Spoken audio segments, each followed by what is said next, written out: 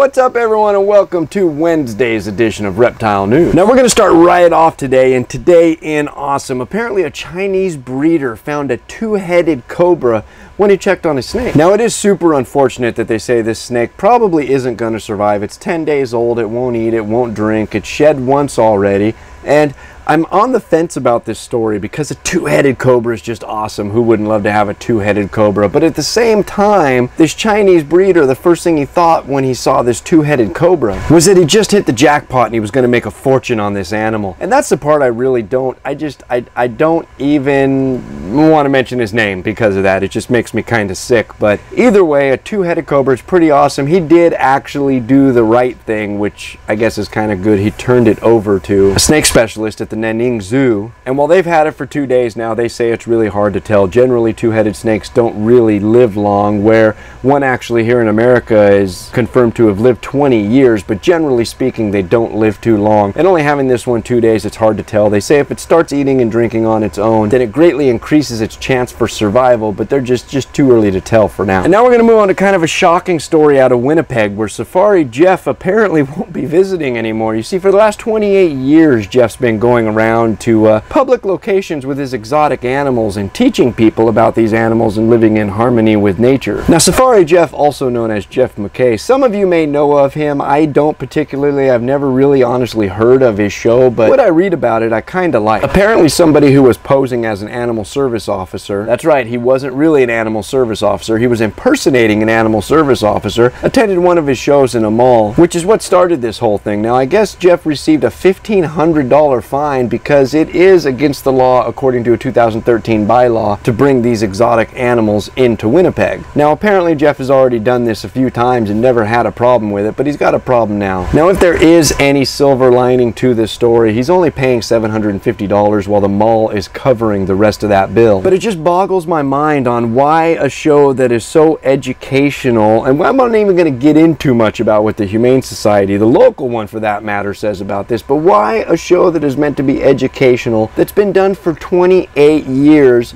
without incident that we know of, at least, why would that be a big problem? Now, according to the Winnipeg bylaws, it is possible to apply for a temporary permit to bring exotic animals into the city, but the Chief of Animal Services says that there's no way that he can permit exotic animals. This 2013 bylaw doesn't allow him to permit any exotic animals to come into the city. Now, one thing that I do agree with 100%, and we've talked about this before, is if you're going to travel around and educate, or if you're traveling from show to show, we saw something similar to this with the issues that Chuck Hurd had not terribly long ago, traveling through a state with some frozen animals going to or from a show back home. I don't remember the details of it, but got himself in trouble for traveling through a state where those animals were against the law. And Animal Services does say that people that travel around to these different places doing educational shows or going to expos and stuff, they really need to know the laws of the states they travel through, and I agree with that 100%. If you're traveling from point A to point B, you need to look at your entire route and know the laws, because while what you're doing is 100% innocent and most of the time extremely honorable, especially for our hobby and for conservation, it could be highly illegal in some of the places you're traveling through. And now we're going to talk for 1 second about Gerald Cruz. Now, if you don't remember, we just talked about him the other day. Well, apparently word came to me today that Gerald actually pled guilty to the charge, his part in dealing in 59 illegally shipped snakes, which is kind of good, kind of bad. I mean, it's bad that he did the act. I'm glad that he fessed up to it and pleaded guilty for it, and now he'll do his time or whatever punishment they levy on him, and hopefully he learned his lesson from here. And that's where I'm going to end today's show. If you'd like to read anything about what I talked about today, that link's right down below here in the description. And as always, if you're still watching now, you know what's going on in the reptile world. Be good to each other, and we'll see you Friday.